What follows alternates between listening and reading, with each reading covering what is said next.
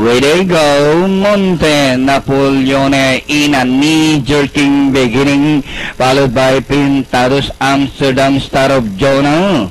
Monte Napoleone by Anek. Pintados running down on the inside is Amsterdam. In between runners is Star of Jonah.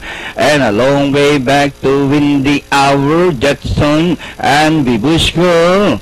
Another far turn, Pintados takes the lead. Monte Napoleone, Star of Jonah is down on the inside. And rounding the far turn, Pintados by Anek. And pressing up from the outside is Monte Napoleone, a Star of Jonah racing in third by Doral. As they race the far corner, Pintados still hanging to that neck lead, and Monte Napoleone still trying his very best in second. A Star of Jonah is done on the inside, and Amsterdam, and with the last 150 meters more to run, is Pintados, Star of Jonah barreling down on the inside to grab the lead. Amsterdam on the outside, and finally the horse of Mr. Jun Gorospe Jr., a Star of Jonah, winning this race. Amsterdam took second.